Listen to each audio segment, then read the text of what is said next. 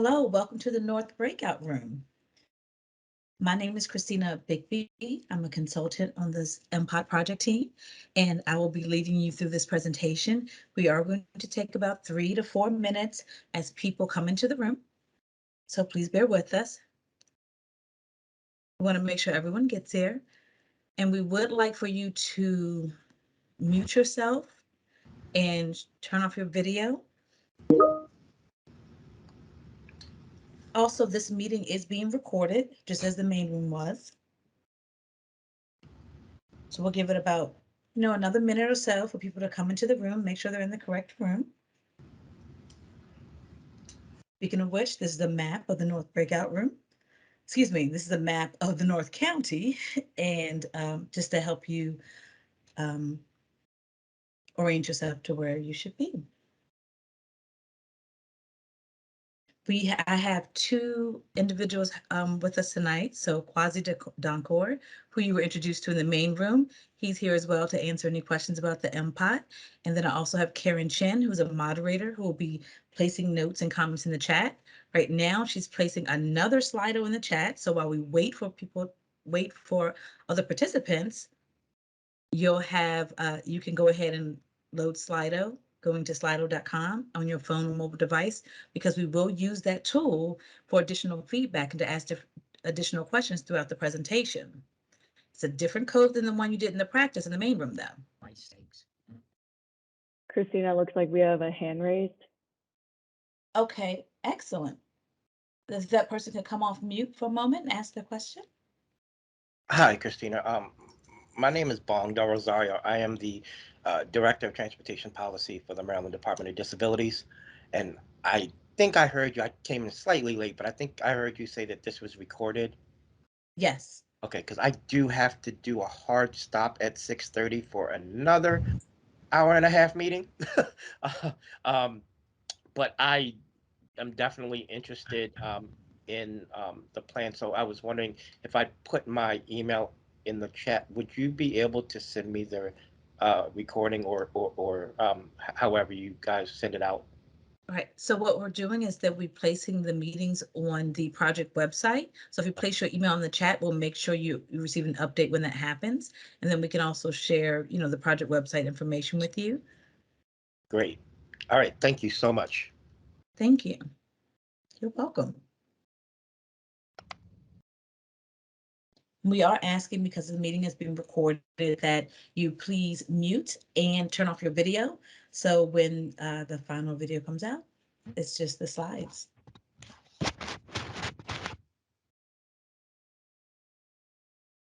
Again, I think we're going to get started about 30 seconds, just giving people time to come in.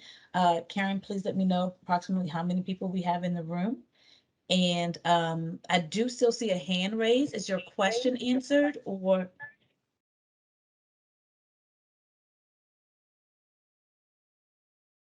Mr. Bong, is your question answered? If not, if so, you can lower your hand. Yes, I thought I lowered my hand. I'm sorry.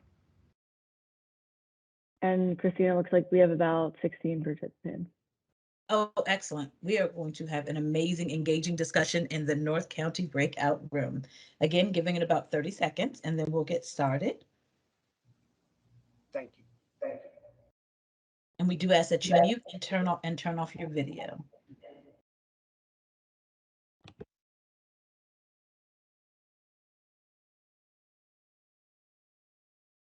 And I think Karen, you may be able to turn off video as well if needed. Okay, well, welcome again. Let's get started. So as Odessa mentioned in the main room, we are going to review six transportation themes with you today. We started some engagement with community members in the fall. So we met with public agencies and municipalities. So in this section of the presentation, we are going to share with you the questions that we asked the agencies and municipalities, and then share with you their feedback. But then it's your turn. We want to hear from you. Engagement and your feedback is so crucial to the MPOT plan. Okay. So our first transportation theme is active transportation. With each of these themes, we will define the theme just to make sure we're all on the same page. We'll share with you questions we asked of agency and municipalities, and then we will also share the feedback, and then we'll ask what you think. So what is active transportation? Active transportation is the transport of people or goods through non-motorized means based around human physical activity. So what comes to mind frequently? Biking, walking, but also skateboarding that fits, roller skating, even a non-motorized wheelchair could fit into active transportation. So the questions we asked previous groups, such as agencies and municipalities, we asked, what are the biggest impediments to building new trails? We asked, what are the most significant gaps in the trail system? We asked, how can the master plan of transportation help improve trail development and trail maintenance? This is what they said. We're going to leave it on this slide for a bit so that you can really see the feedback, because the next question will be, well, what's missing? So regarding active transportation, previous feedback we received said there are the impediments to active transportation, especially existing and future trail paths, are political priorities and funding realities, lack of ownership regarding maintenance, difficulties finding available right-of-ways and property information, lack of trail connectivity. Some gaps, and we have some trail system gaps here: Laurel, Hyattsville, Rhode Island, and Charles Armentrout Drive intersection, and state road crossings, Maryland 193, 202, and 201. Some suggested improvements: reassess current trails and encourage maintenance schedules, creating uniform wayfinding and lighting, educate the public about active transportation. So again, the next question we are going to ask is there something on this page, something that you want to see in active transportation, improvements that you think can be made that are missing from here? Are there any gaps that are missing from here, or any impediments? So the next question, in your view, what is missing from the active transportation feedback? If you've already downloaded Slido using this code, it should start showing up on your device. If you haven't yet, you can scan this QR code with your mobile device, like a phone or a tablet, and it should take you directly to this question. If you're joining or you're on the phone and you want to join, you can go to slido.com and use hashtag M as in Mary, P as in Paul, O as in orange, T as in transportation, 2035, N as in North, and 3. Do we have a question, or is someone just off mute? Okay. Yeah, actually, I do have a question. So if we join the website, slido.com, it's not logging in with a username and password. Somewhere we put in this hashtag bit. I didn't see it. That's why I was asking. No problem. If you could go to a browser, hit slido.com, it should immediately ask you for a passcode. Or if you're using your phone, you can just hold it up and scan this QR code, even if you have a phone with your I see it camera. now. Excellent. Yeah, I see it now. All right. Thank you very much. Okay, so answers are coming in. So what's missing from active transportation? You would like to complete the Capital Trails Network. Oh, excuse me. I'm sorry, I went forward one. It may have paused you a bit on your Slido, but it will come back. Overpasses for pedestrian, bicycles for safe crossing of major arteries. In Bowie, specifically, many communities do not have sidewalks to encourage safe walking and exercise. And bike corridor along Rhode Island from Brentwood, Mount Rainier into DC. Okay, so we have about 4 responses so far. I know more coming as we get acclimated to Slido. We have about 16 people on the call, so I'm expecting lots of engagement and for that number to go up. Someone wrote, better ramp accessibility trails for people in wheelchairs. Okay, thank you. Bike lanes along Rhode Island. Trails are only part of active transportation. We also need safe bike lanes. I use my bike to get everywhere, and it is a nightmare if there's not a trail to get there. Okay, we're going to continue to read these, but I do want to follow up on a few. So one, the individual who said you ride your bike everywhere, it's a nightmare if there's not a trail to get there. Is there a particular segment of the county where you're noticing this, especially in North County? If you could come off mute and let us know what you're thinking there. I wrote that. So I'm in College Park right now, which is actually pretty good for bike infrastructure. But if I want to go to like the mall at PG Plaza or the grocery store, sometimes even, there's just no trails there. And it's already developed land, so we're not going to create new trails.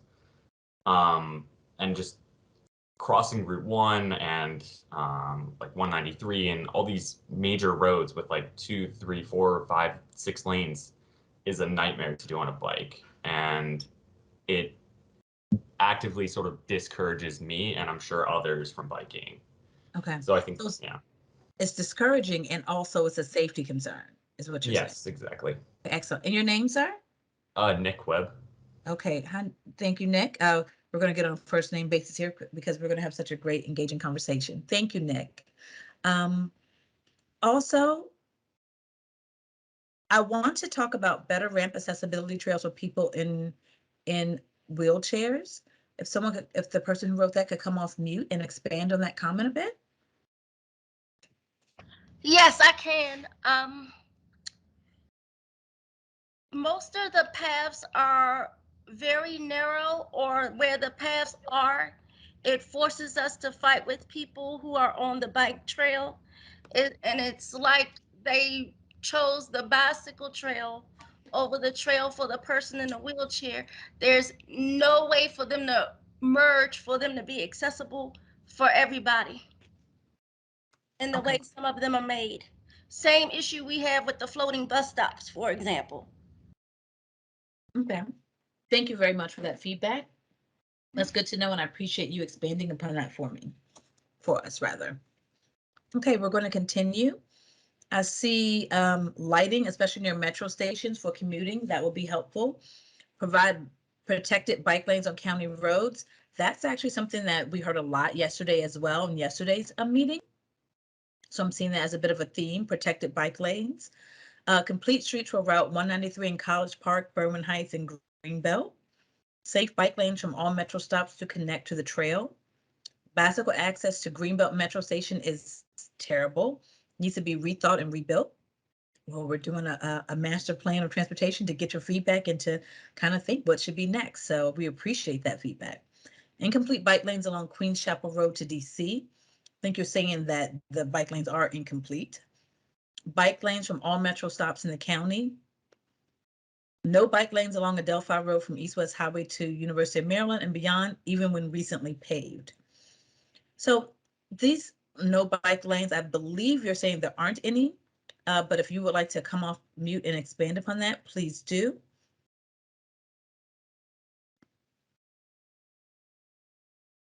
Hi, Okay. this is Dan Hayes, and I've been at the University of Maryland for 20 years, and we've been trying to get the county to put in bike lanes along Adelphi Road. There's Eastern High School along there, and there are grade schools at University Park, but there are no bike lanes along there at all, but the road's wide enough to have them. But even though they just repaved it, they didn't restripe or add any bike lanes in there. And then on the other side of 193 from the university going north, there's an incomplete shoulder. So there's not a continuous bike lane going north to New Hampshire Avenue along that stretch going up, connecting with Metzerout Road and all that. So that's one whole segment that needs bike lanes.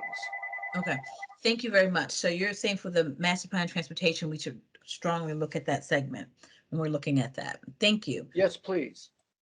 Thank you very much. I'm also seeing safe biking routes between neighborhoods around Queens Chapel and 410, which I believe means you need safe biking routes. If I'm incorrect, please come off mute and let me know. Review of currently being installed revisions to US Route 1 bicycle lanes. There's someone said how to integrate growth of electric bikes and scooters on bike pedestrian lanes and paths. So that's something you would like to see the master plan of transportation talk about a bit more. Please, if you, the person who wrote that, if you could come off mute and just expand upon that a bit. Yeah, hi, it's Steve Skolnick from Greenbelt. The issue there is that the use of electric bikes and scooters is growing exponentially. And integrating them on particularly pedestrian paths can be a real safety problem because they go faster. And we need some either wider bike paths or lane markings, rules about speed, All of those things should be thought about, and it's going to take some policy and possibly legislation. I'm not saying that we should. I don't want to outlaw by any means. Electric bikes and scooters are great, but we need to think about how they can use these transportation facilities along with pedestrians, wheelchairs, et cetera, and do so safely. Thank you. Thank you very much. Thank you. The next one is light all trails used as commuter routes. Someone else said lighting earlier. Many MNCPPC, so many parking planning trails, have no signage identifying the trail, nor providing info on what is accessible from the particular trail. The parking planning trails do not allow non-daylight use, which also goes a bit to lighting and also signage, wayfinding and signage. Features that enhance safety, such as CPTED, crime prevention through environmental design. You would like to see more of that in the MPOT plan. The bike trail from Northwest Branch to Anacostia is amazing, and you can get to Deanwood and Anacostia super easily. You would love to be able to do that to Northeast and Northwest DC along Rhode Island area. Protected bike intersections, bicycle-specific traffic signals. Again, we've heard that several times yesterday and today. Along with adding bike lanes, beef up enforcement of speed limits for vehicles.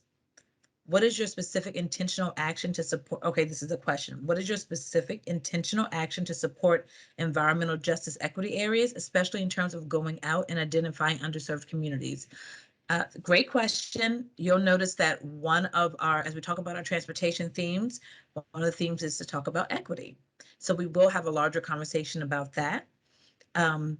If we wanted to talk a little bit about that, Quasi, maybe you can say how the MPOT plans to incorporate some of that. But I will say we are going to have a discussion like this where we get your feedback on equity, and that this meeting and having this meeting is just one step in reaching out to all different communities.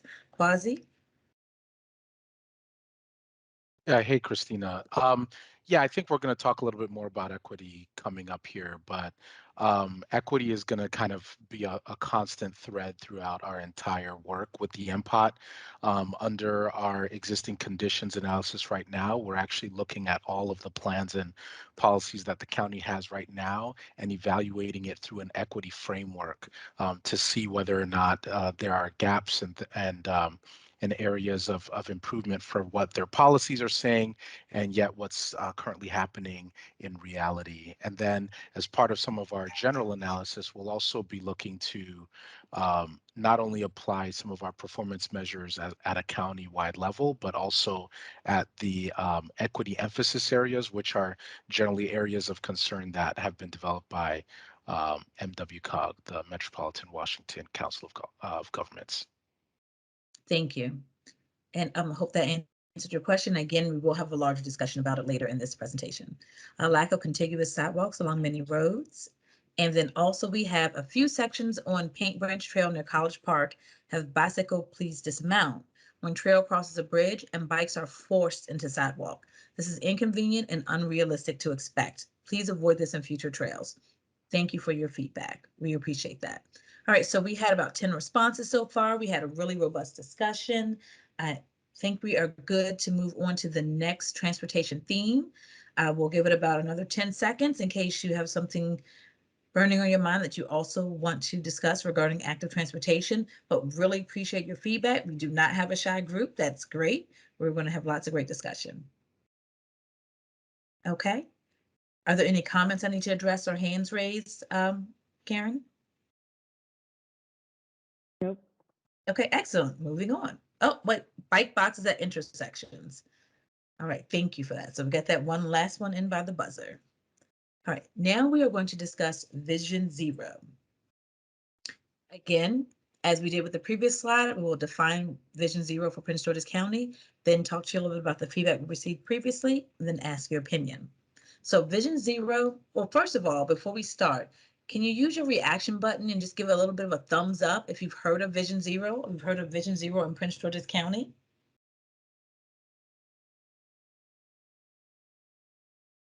Okay. I see a few thumbs up. Excellent. All right, seems like a few of you all have heard about it, so that's excellent. So let's, we will continue to discuss, and by the end of this conversation, everyone will know about it. So Vision Zero in Prince George's County is, Vision Zero is a county-wide strategy to achieve zero fatalities and serious injuries on roadways by 2040. Prince George's County recognizes that the loss of even one life or serious injury on our roads is unacceptable. So they're using a data-driven approach of Vision Zero, which reveals that vehicle crashes are predictable and therefore preventable. Crash data shows that there's a clear need for safety improvements on our roadways. So, and Prince George's County believes the key to success in achieving Vision Zero is a combined approach using 6 essential elements for a safe transportation system. So this is one of my favorite slides and one of my favorite points in the presentation to discuss. This showed you a traditional approach versus a Vision Zero approach.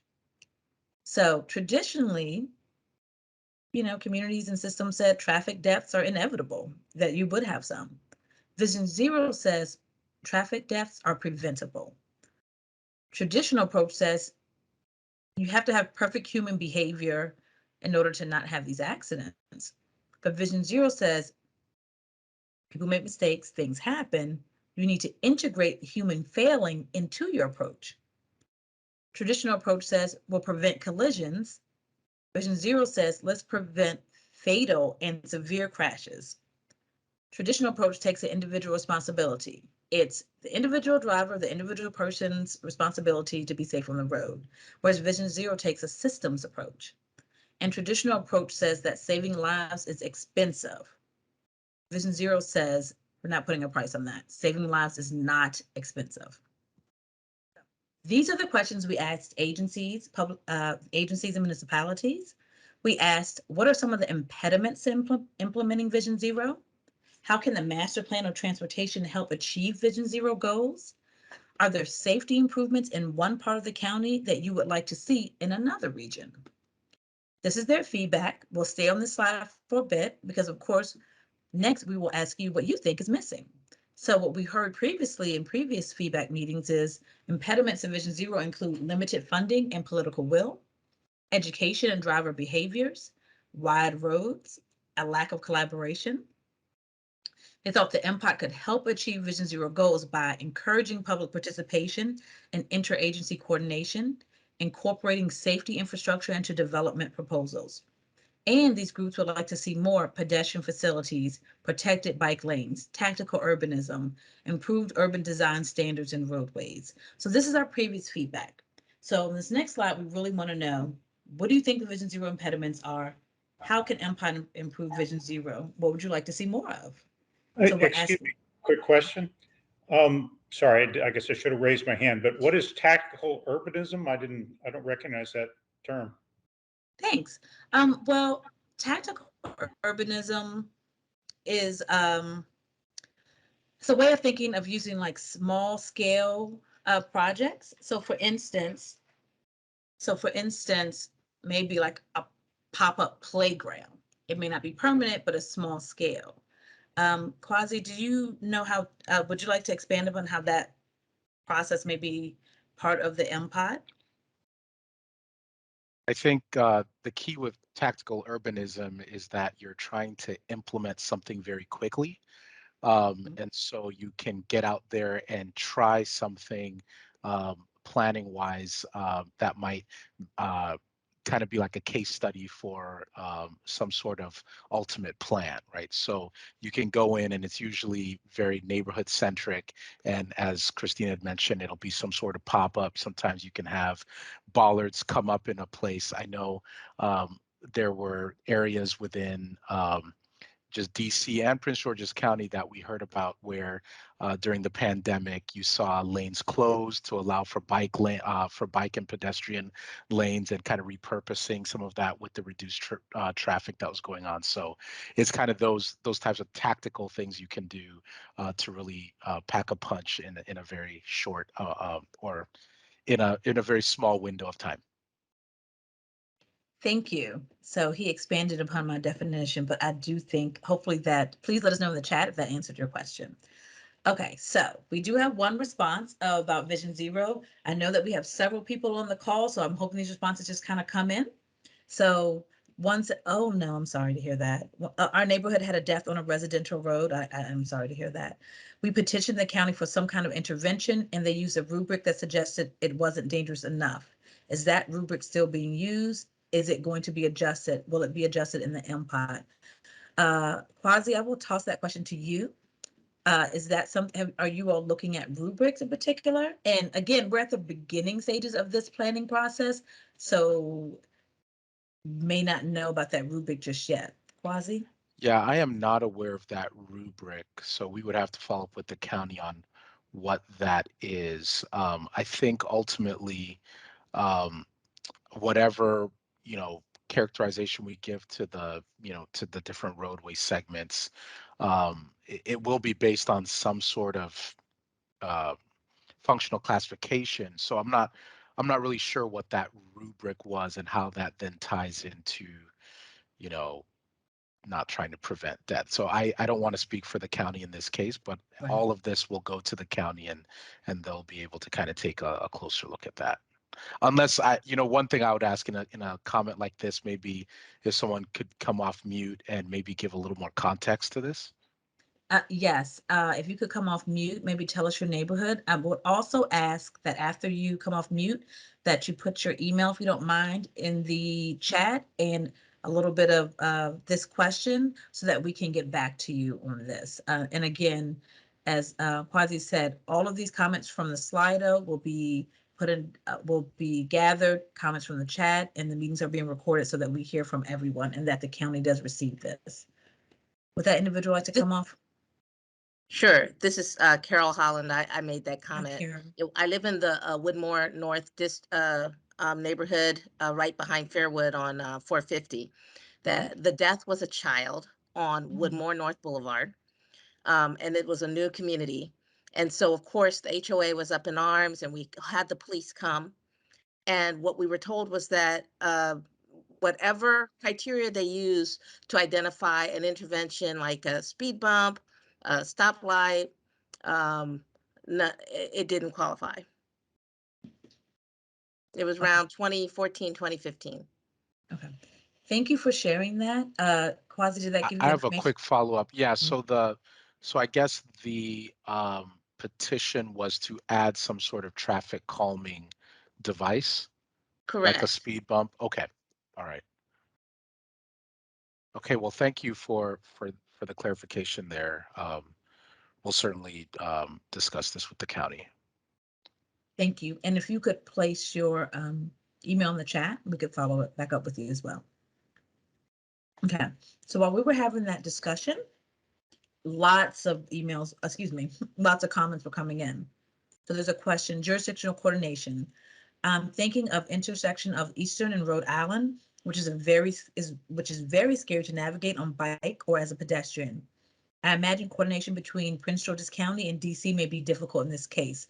So inter-county or jurisdictional coordination is a theme that we've heard yesterday and throughout these meetings. So thank you for that.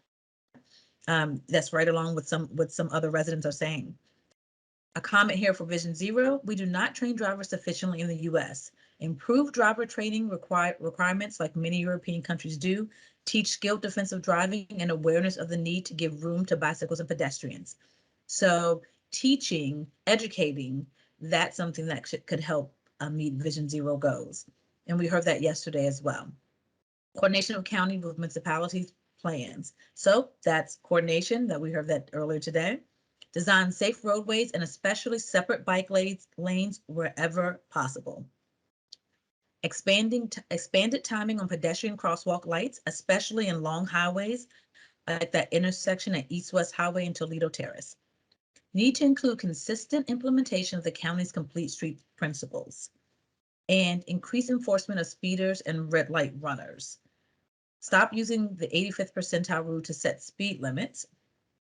Part of reducing fatalities is reducing number of cars and vehicle miles traveled. Need to include a focus on traffic calming measures in dangerous or residential roadways. More traffic calming and designing streets so that it is uncomfortable to drive fast, such as narrowing lanes, chicanes, continuous sidewalks. More protected bike lanes, which we heard a lot of. I want to, oh, the individual who mentioned complete streets, I will say that on this project website, there is a complete streets presentation. I know that your comment is to include this in MPOT, but I do want you to know that if you wanted to see a complete streets presentation or see what the county is doing around that, you can definitely visit the project website, and we will put that link in the chat, as well as any of you who want to see the previous meeting that we're referencing from municipal leaders, that you can see that as well. That's on the project website. All right, so this is some really good feedback, Vision Zero, on how we can keep people safe. I have, as a former driver instructor, I can tell you that it starts with what new drivers have observed from the moment they started observing their parents or guardians driving. If we don't set better examples for our children when driving by modeling responsible driving and fail to increase the standards for licensing of new drivers in the state, then road deaths, in this person's opinion, will continue to increase. Thank you for sharing that and for sharing your experience as a driver instructor. We've heard learning, like education, that's a theme that's being repeated over and over tonight, and a theme that we heard in previous meetings, that education is key to meeting Vision Zero goals, so the goal of having 0 fatalities. So I see about 9 responses here, but I think we have maybe about 16 people in the room. So if you are just joining us, you can scan this QR code and go to slido.com and catch right up with us. Or you can go to slido.com and hit this code, MPOT 2035N3. If you're here, you're just a little shy, please feel free to write a comment in the Vision Zero here as well.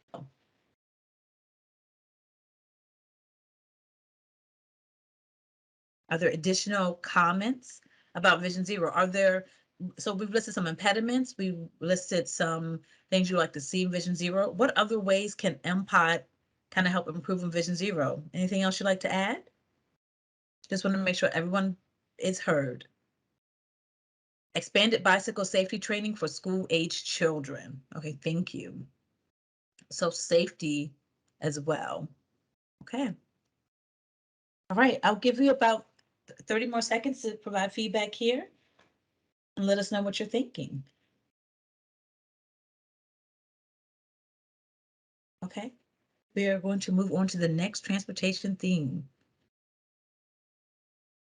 Next theme is transit. So we're on our 3rd theme. We have 6, so we're halfway there. As we did previously, we all know how this is going now. We'll do a definition, and then we'll review some feedback we received previously, and then we'll ask your opinion. So what is transit? For the purposes of this study, transit is motorized public transportation such as buses, bus rapid transit, and rail transit. The MPOT will identify locations within the county that can be considered high congestion and low transit corridors, identify best practices for addressing transportation concerns in these corridors, identify roadways, transit infrastructure that may require additional infrastructure to achieve long-term mode share goals, identify the next large-scale transit corridor in the county, and identify additional potential future bus transit corridors. So the questions we asked previously, we asked people to imagine, where do you see transit in Prince George's County in the next 5, 10, 15 years? And what are your priorities, concerns, and opportunities for transit? So when we ask agencies and municipalities, this is the feedback they gave us. People want to see in 5 to 15 years, they would like to see a wider transit network, more frequent service and late night weekend service, connecting transit-oriented development areas, better pedestrian facilities to increase transit ridership, reorienting development to the street.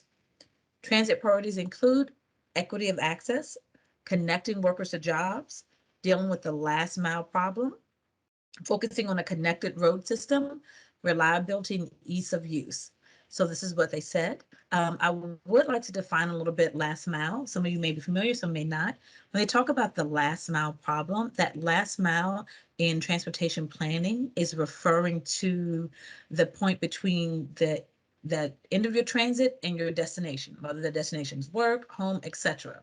So I use the example. So we're in North County here. So if you live in Laurel, and you take the Greenbelt Metro to work to go, maybe you're working in DC and you're taking the Greenbelt Metro, that kind of last mile is like, okay, well, how are you getting from home or to that metro? Or if you're coming home, how are you getting from that metro back to your home destination? Are you driving your own car, like a single occupancy vehicle? Are you ride sharing? Are you biking? Do you feel comfortable biking from that distance?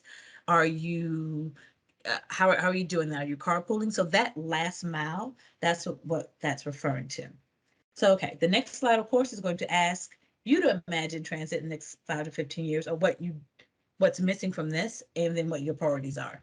So, in your view, what is missing from the transit feedback? Again, if you have this on your mobile device, it'll take a moment to kind of catch up with your phone. So you may see it like 5 seconds after you see it on the screen here. So when that previous slide mentioned transit in the next 5, 10, 15 years, did you see something that was missing? Is there something you want to see from transit in the next 5, 10, 15 years? If you had your wish, what would that look like? And also, what is your priority for transit?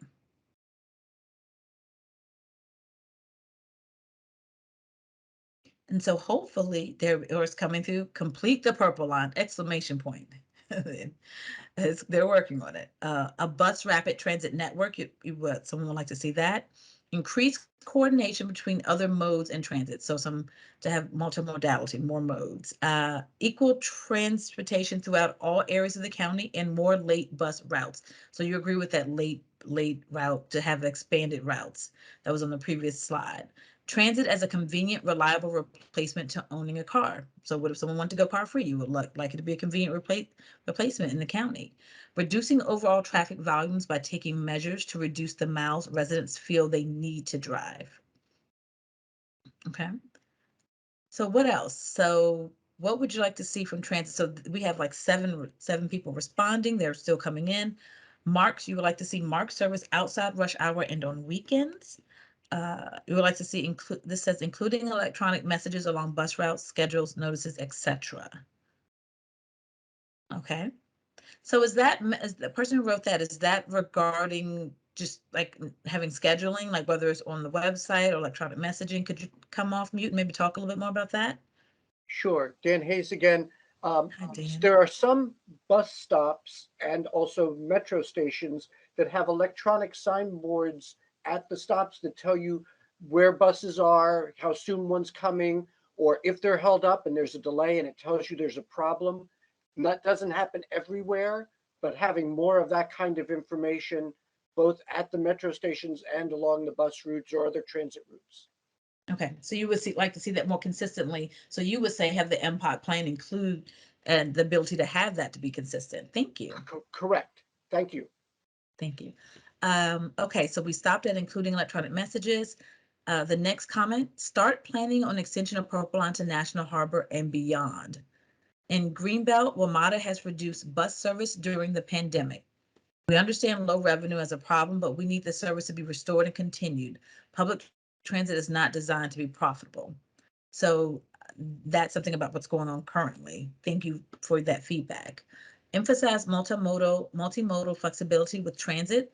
So being able to take our bikes and safely store them to go from home to bus or metro. Okay, so some buses have the ability to store the bike racks, but you'd like to see more. Well, if you could come off, I don't want to put words in your mouth. If you could come off and talk a little bit more about that comment.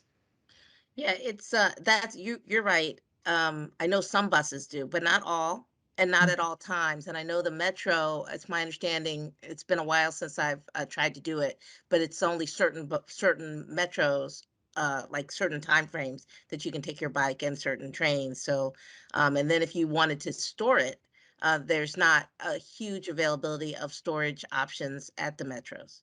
So Okay. if you want to take it or store it. Okay, thank you. So I'm hearing a bit of a theme of consistent, that, people, no matter where they are, have the same access to the same type of transit, or the same ability to use bikes, not just at some times or certain times. So the consistency is something there as well. Thank you. We also have a comment here. I want to see Prince George's County put more in the WMATA budget. Okay. And then TOD goes hand in hand with Vision Zero. Developers must become a part of the solution in expanding TOD. Prince George's County must require it. Building for the sake of revenue without consideration for residents is unconscionable and unsustainable. Would you like to come off and talk a little bit more about that?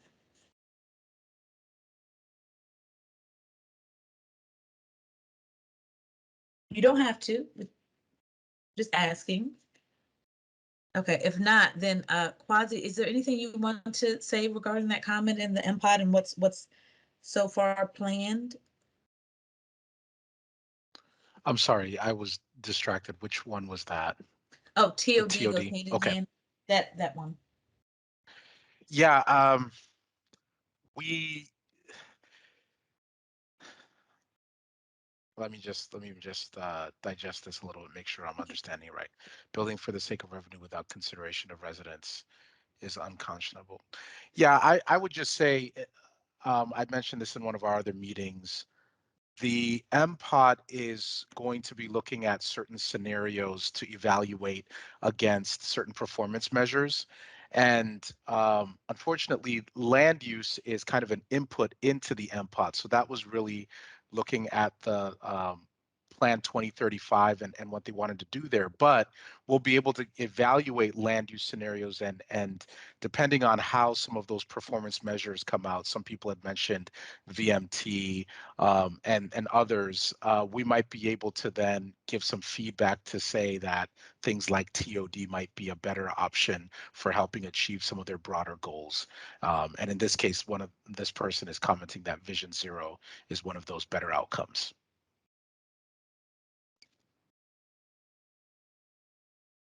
Okay, thank you very much. We also say that the next comment was agree with better bike storage and security at metro and bus stops. So you agree with that? Okay, what else when we talk about transit? Where would you like to see transit? What was missing from the previous slide? Can I What's make a comment? Yes, and there may be, you certainly may, please give me your name, and then I will ask as we move forward for the flow of the conversation, if you could use the raise hand button. But yes, please do make your comment.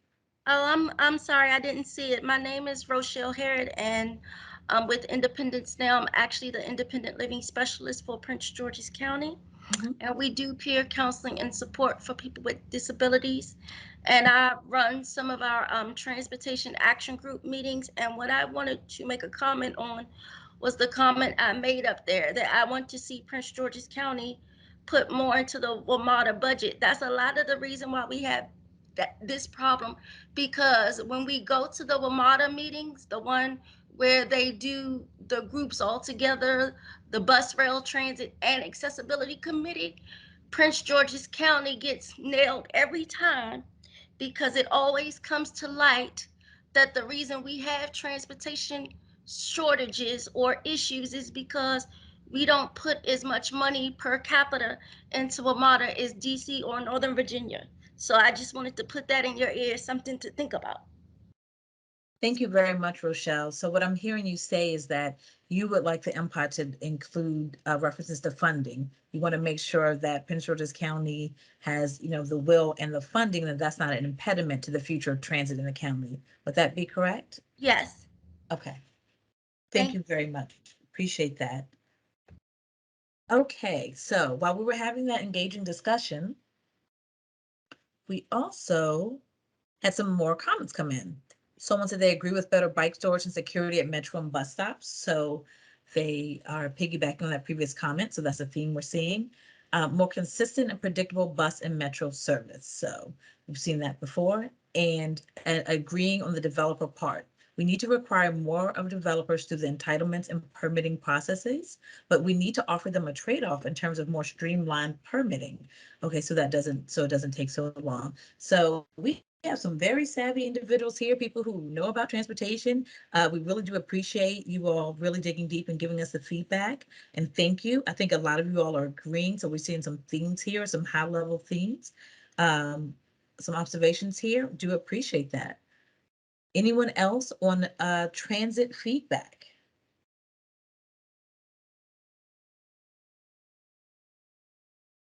And it's, oh, we have some more coming in. Need to support electrification of public transit.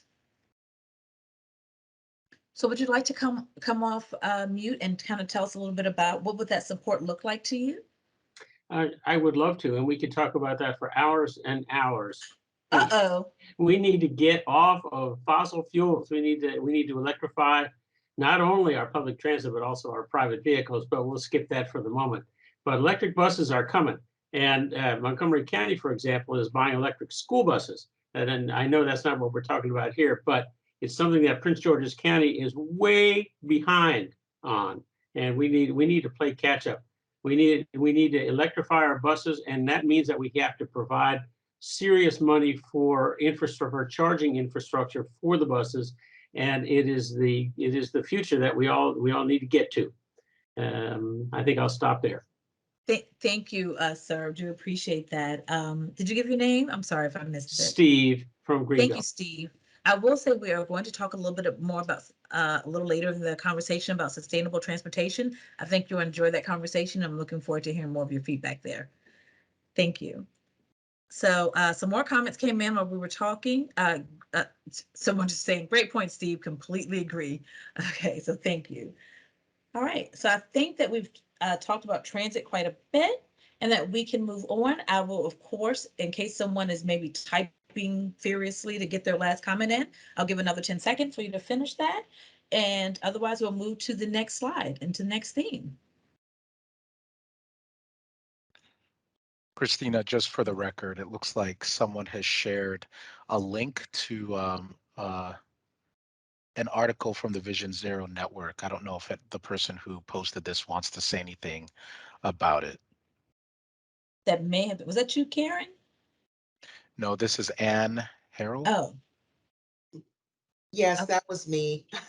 That was just a reading that supports my comment regarding TOD goes hand in hand with Vision Zero. And if we could, as a county, support the developers doing what's necessary to expand TOD, that's how we help address the issue of Vision Zero. Okay, thank you, Anne. I think you said your name was Anne. Thank you for that. And that brings up a good point. Because this is an engaging discussion, we are going to be placing a lot of links and for you. But if your fellow, please look at the chat. If your fellow participant placed a link that you may, an article that you may want to read, then please feel free to click on that link as well. So thank you for sharing that. Appreciate it. Okay, we're moving on to the next theme. Okay, we're going to talk about roadways a bit. And we're going to talk about kind of what it means for the MPOT. The MPOT will evaluate master plan right-of-ways for all roadway classifications, will identify where additional roadways should be proposed for future construction, assess existing and identify possible designation of scenic and historic roadways, identify roadways that may require additional infrastructure to support an adequate level of service for current or expected mode share. So these are the questions that we ask public agencies and municipal leaders. We ask them what roadway elements and factors has Prince George's County seen since 2009 that would impact the roadway facility recommendations in the new MPOT? And we asked what specific issues or considerations should be addressed in the update for the MPOT as part of the scenic and historic road designation process or application of special design standards for these designated roadways. Whew, a mouthful. But essentially, we asked them what's changed since 2009 and what specific issues or considerations for scenic and historic roads should we consider for the MPOT. So this is the feedback we received. That factors that have changed since 2009 MPOT included budgetary constraints and more maintenance, widths for ROW widths for utilities, trails, and bike lanes, federal infrastructure money, more accidents, and increased emphasis on non-vehicular travel and electric vehicles, changing growth and commute patterns, changing corridors, including rural roads, US 1, US 301, and Maryland 4. Scenic and historic roadway considerations included driver and bicycle safety, accommodating utilities, the need for a quantifiable scale to designate scenic roadways. So we're going to ask you what's missing, and I'll keep the slide for a bit so you can really see what's up here.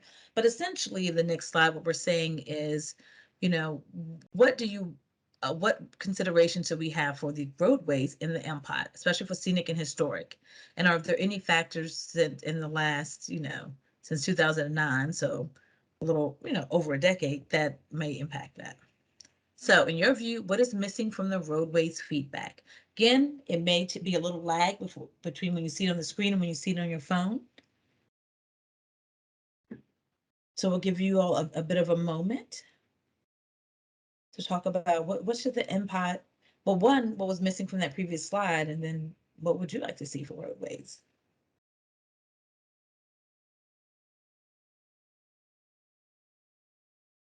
And I know that we have quite a few people on here that may be just thinking about their answer and using the chat. And I'm happy to go back to the previous slide if you want to view that again. Yeah, if you could just go back quickly, I'd like to read it one quick more time. No problem. This was the question: what roadway elements and factors has Prince George's County seen since 2009 that would impact the roadway facility recommendations in new MPOT? So essentially, what's changed with our roadways since 2009 that may impact what we would put in this MPOT 2035 plan? And then what specific issues or considerations should we think about for scenic and historic road designation process that we received previously? I won't read it out to you again, but just so you can look at it. And while we're looking at that, Quasi, maybe in our first meeting, you talked a little bit about scenic roadways and how we plan to scenic historic roadways and how the type of research that the project team was doing to incorporate that into the MPOT. Maybe you could talk about that, and that would generate some thoughts. Yeah, while folks are kind of trying to answer that, we're doing a scenic and roadway inventory right now. One of our sub-consultants has already actually driven most of the scenic and historic roadways in the county and has inventoried them. These include not only, like I said, scenic roadways and trails, but historic sites, and then overlaid that with geographic areas like African American historical site areas. But the plan there is to kind of document them and then determine if there are other locations that should be considered as scenic and historic roads as well, or to even comment on kind of observations that they've seen. There's a little bit of a tie-in with some of our trails work that we'll be doing to make sure that we're preserving the character of those trails as well. So quite a bit going on that front, and that's probably actually of all of what we're doing right now with the MPOT, that's what's moved forward the most at this point. Excellent, thank you very much. And I think I really do appreciate that. And we do have a comment. Consistent signage and directions to amenities along but not visible from roadways and trails. Consistent shoulders, bike lanes along all higher speed or non-residential area roadways. Okay. So a scenic or historic roadway in the north of county would be like Route 1. Is there anything you can think about that area?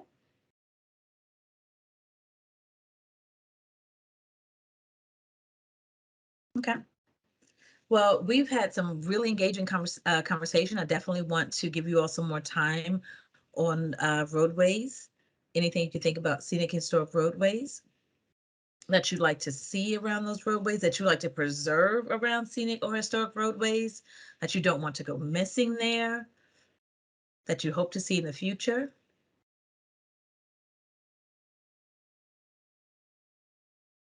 Well, here again, we need to emphasize the consistent implementation of the county's complete streets policies. Need to include streetscaping and tree canopy considerations. Okay, thank you for that. Maybe if I can respond to that one. Please do. As part of the MPOT, we actually have sat down with the county and gone through a complete streets workshop to talk about different implementation strategies that we might be able to implement. So, sorry, implement, but you know what I mean? Essentially looking at different examples throughout the country that the county can take a look at to address some of those same concerns you have. Thank you. All right, thank you. Appreciate that feedback from you, well, that information from you, Quasi, and the feedback from everyone in the chat. I also see continue with the conversion of Route 1 and similar roads from a street road hybrid that's high speed with many entrances and exits that causes lots of conflict points to a boulevard / complete street. Okay, so with the person who said that, kind of expand upon that. I'd love to hear more of your thoughts on that one. Yeah, I mean, right now there's the plans to convert Route 1 near College Park at least. I'm not sure how far it expands, but to basically a boulevard with like a separated median and like bike lanes on either side, stuff like that. So making it more of a complete street instead of a sort of like, it's sort of designed very straight and encourages high speeds. Like even though the speed limit in some spots is like 25 miles an hour, nobody is really going that speed. And then there's also all the traffic lights anyways. So even though we're sort of trying to make the road somewhere that people can drive, you know, quickly to get from one place to another, it's not really doing a good job. And it's also making it more dangerous for pedestrians and bikers. Okay. Thank you for expanding upon that. I really appreciate that you went into more detail. Thank you. Our next comment we have after that was many rural roads in the county are becoming suburban streets. It makes access for bicycles much less safe. We need to widen and provide bike lanes wherever possible. Then we have the volume of transit traffic on many roadways makes it difficult to appreciate scenic, historic aspects while using the roadway. Okay, so you maybe would like to see something that decreases that volume so you could maybe enjoy the scenic, historic a bit. If that's not what you meant, please feel free to come off mute. I do not want to put words in your mouth. Yeah, Christina, I would like a clarification there. Okay. Is the person, if they wouldn't mind, specifically dealing with transit traffic or just general traffic? Great clarification. So this is about the volume of transit traffic on many roadways comment. Would you kindly come off mute?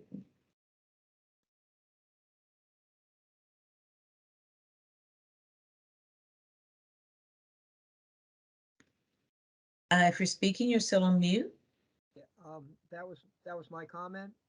Sure. Yeah, as far as transit use, again, that's commuting. You know, basically, it's real hard to appreciate any signage that may be out or what you're looking at when you've got 15 cars behind you or blasting past you to try and get down the road. I mean, they're two different types of roads the way I see it.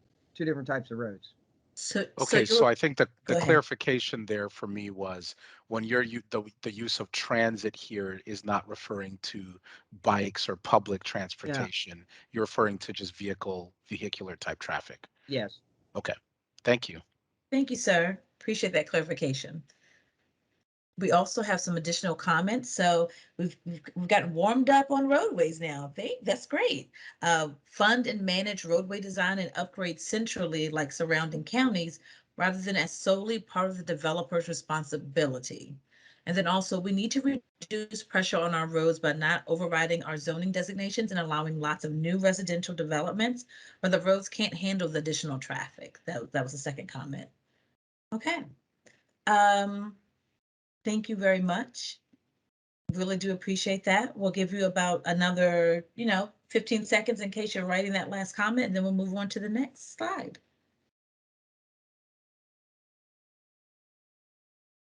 Okay. Moving on. Okay. WUSA, check in. So we've been through several transportation themes. This is where we just want to check in, make sure everyone can, use the Slido. You can see what you see what you need to see there. And it seems like you all are very active on Slido.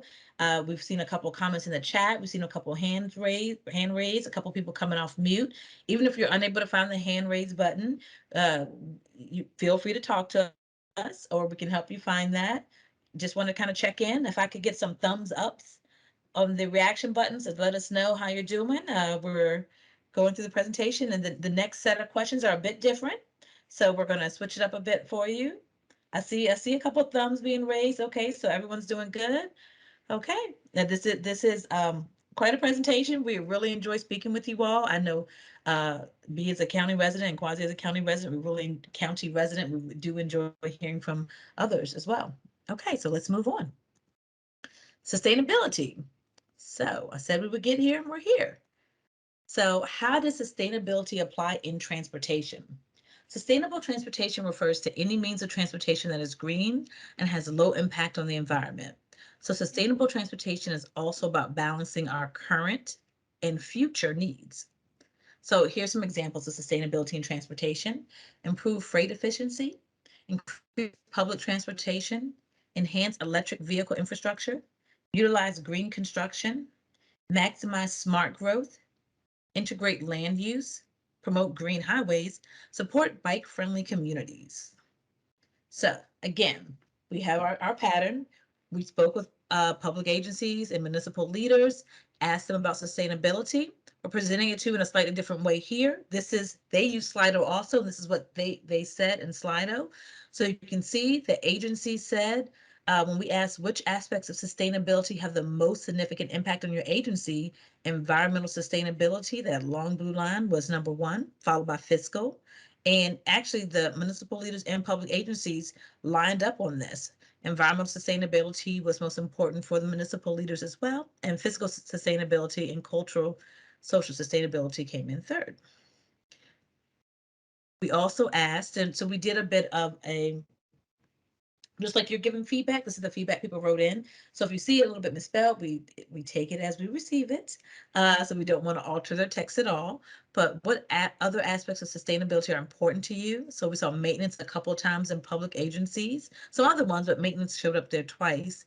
And then for the municipal leaders, we saw a life of project, operational resiliency. We saw resiliency quite a few times. Oh, now it's your turn. And yes, the screen looks a little different. So this time we're asking you, sustainability can have many meanings. Which of these aspects of sustainability have the most significant impact on you? Please feel free to choose your top 3. And once everyone gets in here, we're going to start to see the levels, see the percentage that what's most important to this particular group in this North County group.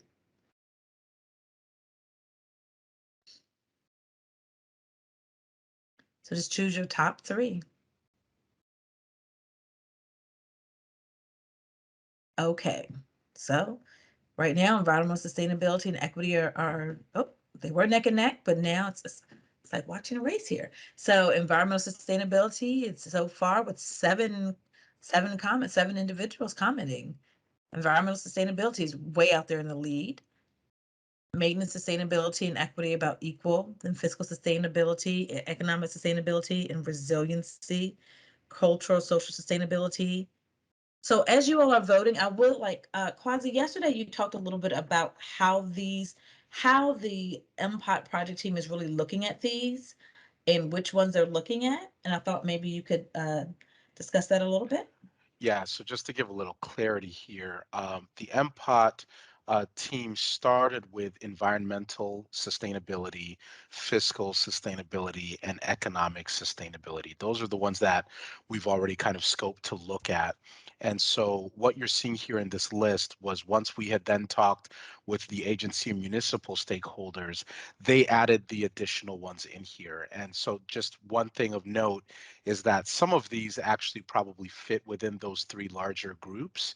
But just wanted to point out that they wanted to see it broken out a little bit more. And so that's why you see a few more that could probably fit in some of the 3 larger groups that I mentioned, but have been split out. Thank you very much. And I will go ahead and define those big 3 that Quasi mentioned, that this is how the project team is defining them.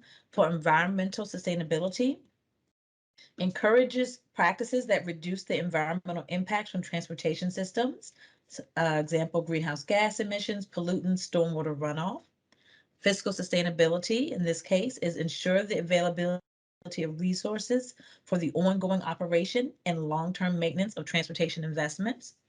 And social cultural sustainability, ensure that transportation infrastructure provides equitable benefits for all users and does not create disparate impacts on communities in the county.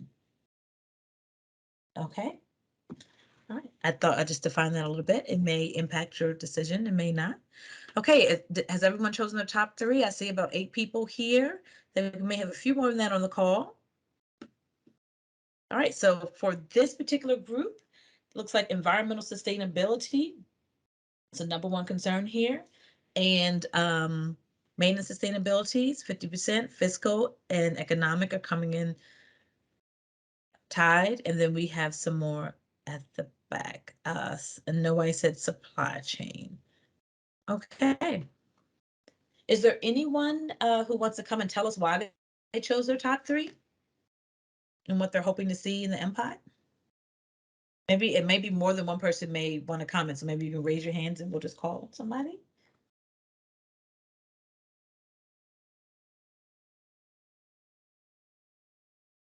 Looks like Carol, you're raising your hand.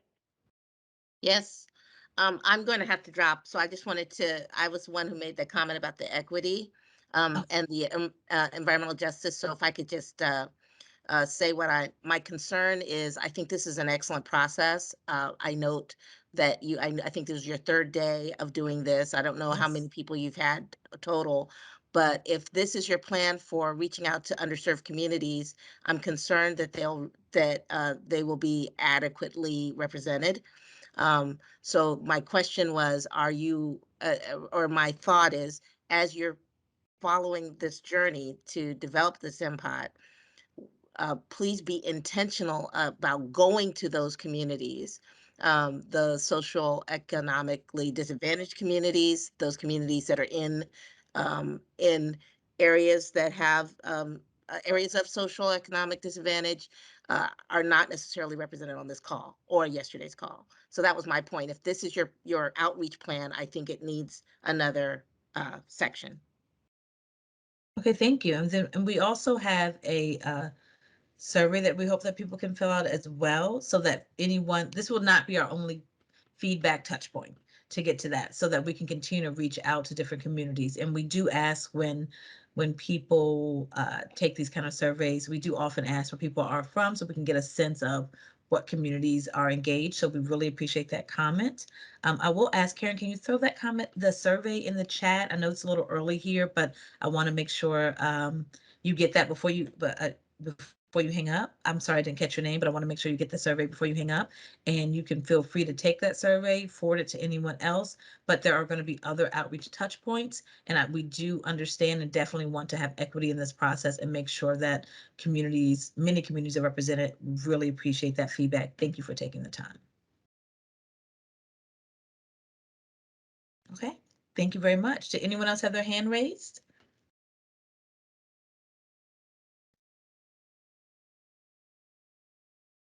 Okay, I'm thinking no one else had their hand raised. Okay, so we will move on to the next slide.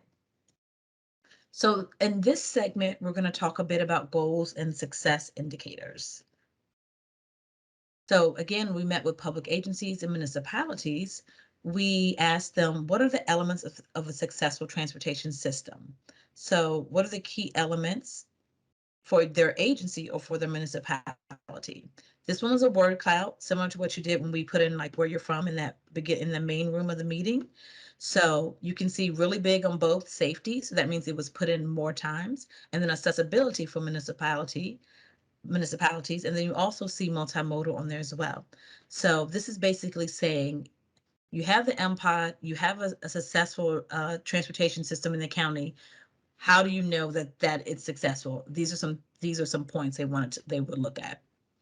We also asked Prince George's Plan 2035 identified several transportation related themes. Please rank the themes in order of importance to your agency.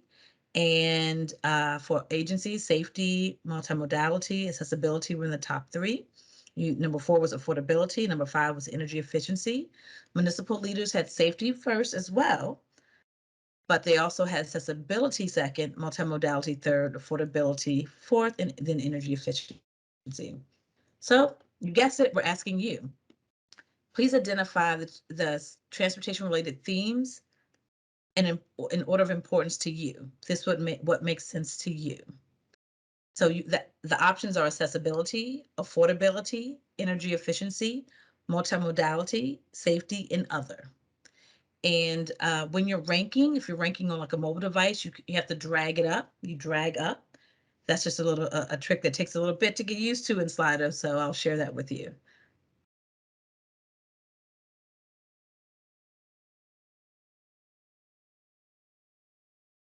And Kwanzaa, yesterday you did a really good kind of like a recap of what we meant by each of these. Would you like to go into that again while people are placing in their answers? Sure. So I think when we work through some of these, accessibility is really looking at how connected are different spaces in the county when people are trying to travel under this transportation theme. How easy is it to get around the county? Obviously, number two, how affordable is it? Number three being, oh, things have changed, but how energy efficient is it to do so? And you might even think about that in terms of greenhouse gas emissions and how people would do that. And then clearly safety as well. And then the multimodality is just, well, how are you going to get there? Are there multiple options for how to make a trip within the county? Thank you. So I see some of the ranking coming in. So far, accessibility and multimodality are neck and neck.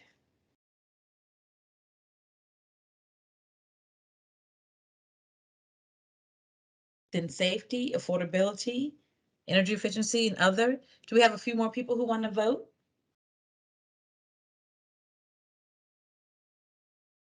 And we may have less people in the room. I know we've been on for a while. Karen, can you tell me approximately how many people we have in the room? Yeah, we have 15 right now. Okay. So we have 15. So I think some of you are thinking about how you want to rate this. And if for some reason that you can't access the Slido, just let us know. We'll try to help troubleshoot you through that.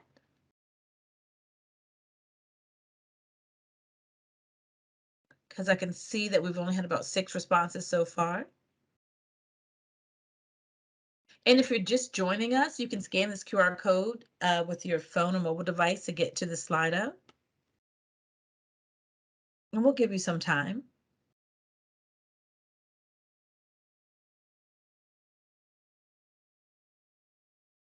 Are there any hands raised or comments? Nope. Okay. All right. So far with 6 people kind of weighing in, we really, all of this information gets rolled up to the county and they see it. So we really want to make sure everyone who took the time to come in tonight gets to offer their opinion on this. So please, if you haven't put anything in yet into the Slido, please do so.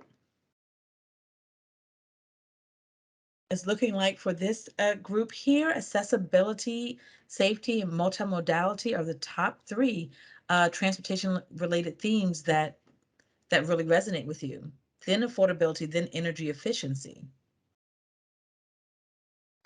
Would someone mind coming off of mute and telling us, why they chose their order or what that means to them?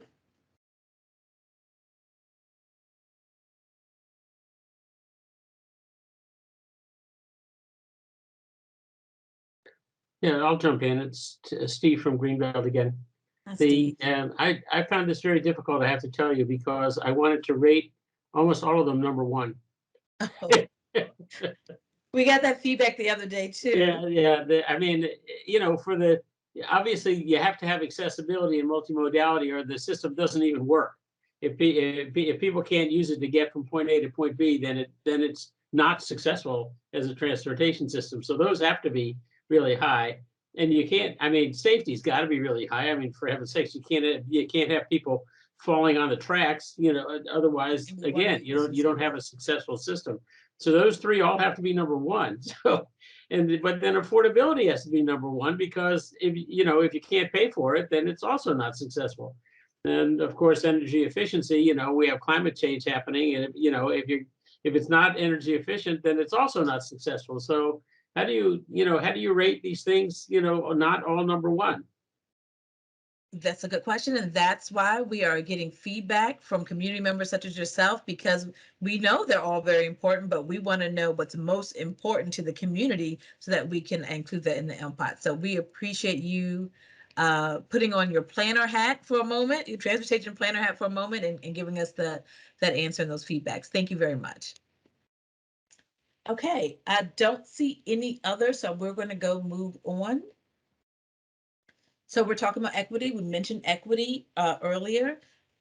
When we talked to agencies and municipalities, we asked what were their top 3 transportation equity concerns. And they both said accessibility in the 80s there. And you can see here, affordability was 53% for public agencies. Mobility was 53% for public agencies. Need was 40%. Ability was 33%. Municipalities came out a little bit differently. Affordability kind of came in second, but at 78%. So it was very important. Then mobility and so forth and so on. Also, they had some others here, and someone said sustainability, which we've spoken about earlier. And then also safety, traffic injuries, and deaths are inequitably distributed. So that was a comment previously. So we want to know now, of course, you guessed it, what are your top 3 transportation equity concerns? Ability, accessibility, affordability, mobility, or other?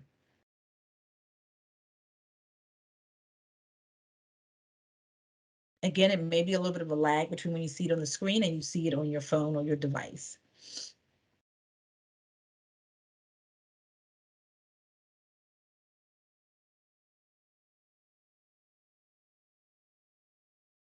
Okay, so accessibility, mobility, affordability, equity concern.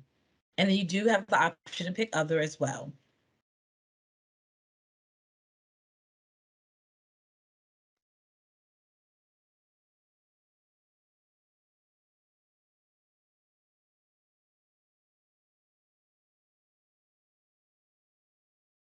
Okay, so quite a few people are commenting here. So we're seeing accessibility, mobility, and affordability, ability, a little bit of other. For the person who wrote other, if you want to come as people, please continue to make your comments known, to choose your top 3 transportation equity concerns. I would like the individual or individuals who chose other. Oh, I don't think anyone chose other. Well, it looks a little long, but not as blue. So did someone choose other? Yes, I thought safety should be up there.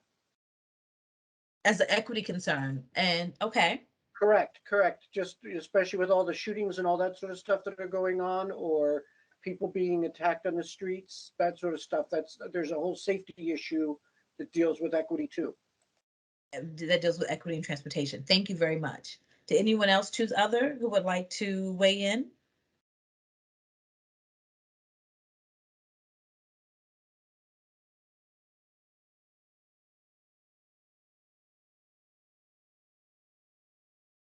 Okay. All right. Thank you very, very much. Is there anyone who chose another option as their number 1 that wants to talk about why that's important as far as equity is concerned?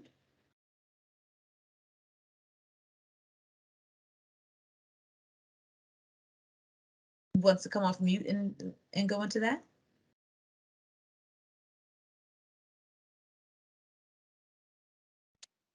Hi, my name's Jess.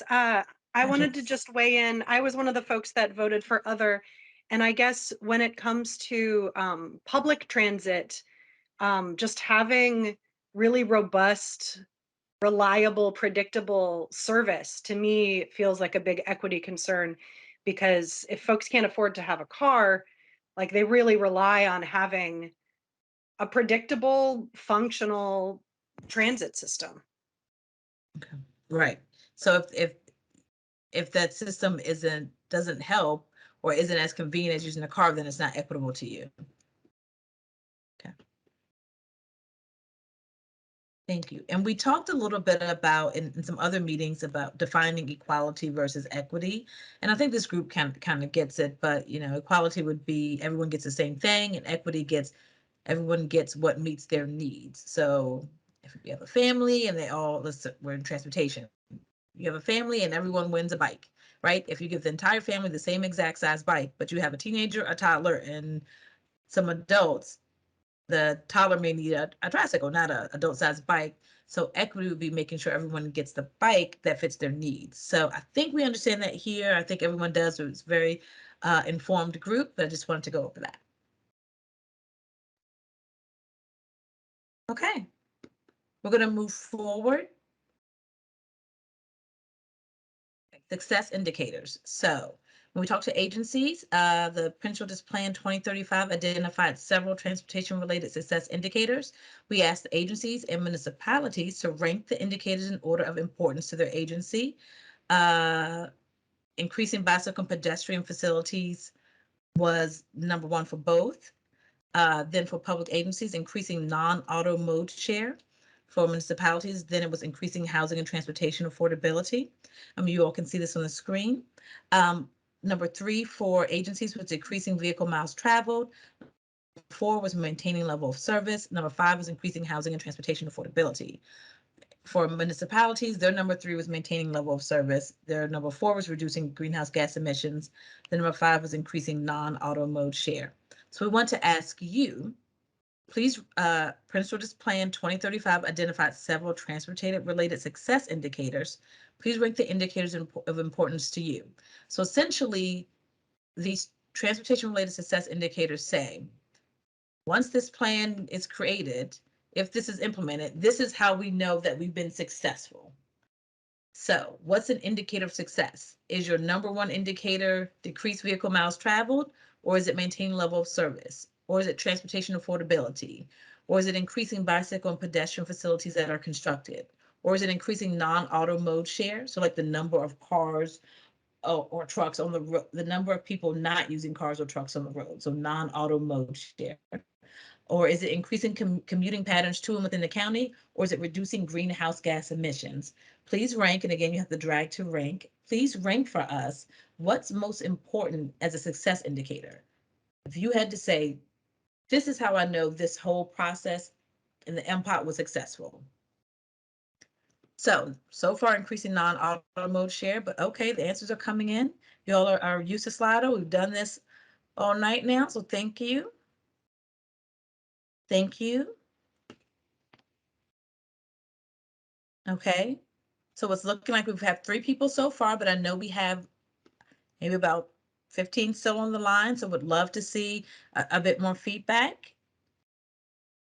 Take your time though. I know you have to rank and really think about the order, so we'll take some time with this. So now increasing non-auto mode share is number 1. That's with 5 people in here. But yeah, take your time, look at it. What would tell you that this has been successful and in order of importance to you?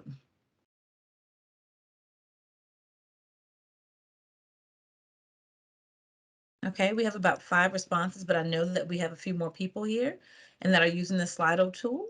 And we really do appreciate using this tool and giving this feedback. So we'll give people more time to rank. I know with ranking, you have to really think and you might reorder. Right now, increasing non-auto mode share is considered for this particular group the most important indicator of success, tied vehicle miles traveled and increasing bicycle and pedestrian facilities that are constructed. That's tied for second. And then third, it says 4, but that's because of the 4th one, is maintaining level of service and reducing greenhouse gas emissions is tied. And then transportation affordability, and then increasing commuting patterns to and within the county. Do we have someone else who wants to vote? You could be the tiebreaker. Someone else who wants to put their opinion in, rather. You could be the tiebreaker here. Okay, someone else came in here. So, and that was the tiebreaker. So increasing non-auto mode share among this group of North County residents is still considered the number 1 success indicator, then decreasing vehicle miles traveled, and then increasing bicycle and pedestrian facilities constructed. Those are the top 3 in this group. Okay. I'll give everyone about 30 more seconds. And then we'll move forward. Okay. Give yourself a round of applause. You can use the like you did with the thumbs up, but you can do the round of applause on the reactions. We went through all of the transportation themes, and now we're going to give you some information to help you stay engaged. So our engagement timeline, we mentioned we met with some groups in the fall, and you can see here, we met with Active Transportation Advisory Group in September, then agency and municipal leaders in November. The virtual community engagement meetings are right now here in January that you're attending right now. And then we will be preparing a draft existing conditions report in April of 2022. And then we will have additional community advisory group meetings in spring 2022. So those group meetings, after this meeting, you'll get an email and we'll ask who wants to be part of the advisory group. So if you enjoyed this discussion, but you want to be able to get more feedback, please sign up for that. To the Hey, projects Christina, next. Oh, I'm yes. sorry, before you get to that, there was one comment in the chat I wanted to mention. Yes. Jason said, if bicycle and pedestrian facilities constructed is used as an indicator, we need a way to indicate quality. Hardly anybody uses the bike lane on the shoulder of Route 193, but it increases the miles of bike lane significantly without really helping people biking. So I think he's really just speaking of just looking at miles of bikeway is not the same as the actual quality. And Jason, if you wanted to elaborate a little bit, just let us know.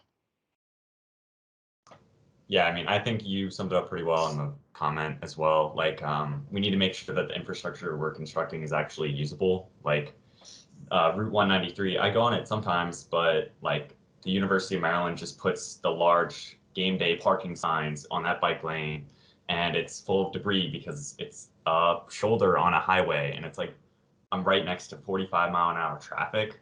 So it's not really good infrastructure, but yeah, if you use the miles of bike lanes as an indicator, it might be misleading. Thank you for that feedback. We appreciate that It looks clarification. it looks like a few people agree with Jason. They've reacted and commented. And then Jess is saying, I completely agree. Same with pictures of bicycles on Route 1, not very helpful. Okay. Thank you very much. And Kwesi, thanks for reading those out. Next, we have our project schedule. I won't read out this graph to you, but you can also see where existing conditions report is there, where there's a public release of staff draft plan. So this is the general schedule. And I said there'll be opportunities to engagement opportunities. So how can you stay engaged? This is just the beginning. There are online surveys that open January 25th.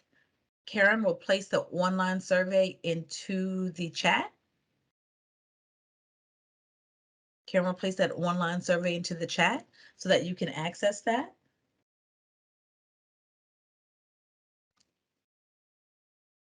Also, the planning department has virtual office hours, so you can meet with the Prince George's County planner on Monday and Wednesday between 1 and 3 p.m. We are also putting that in the chat. We are putting the link to sign up for office hours in the chat as well. So I think that may already be in there.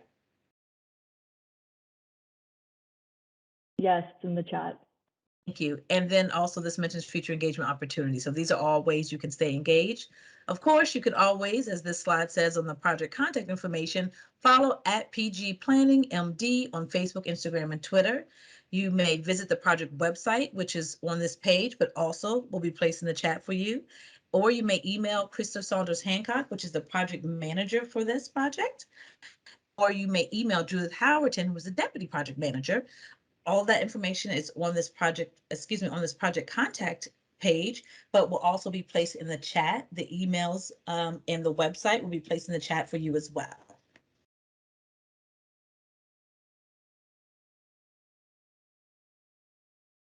What additional questions do you have? You all have been great about asking questions throughout, but we definitely want to give you this final opportunity now that we've come to the end of the presentation to ask any additional questions. You may do the hand raise, put in the chat, speak up if you're interested.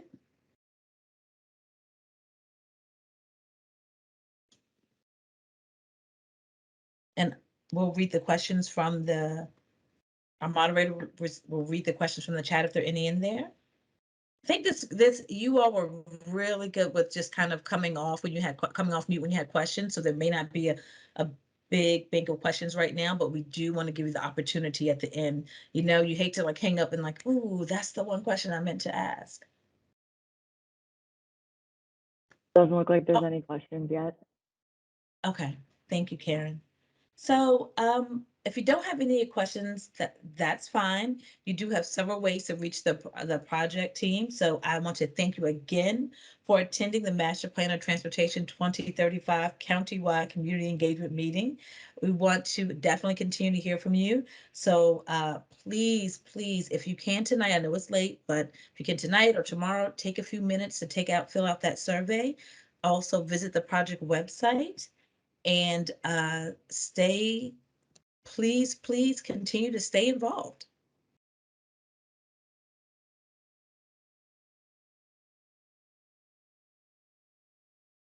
And that concludes our meeting.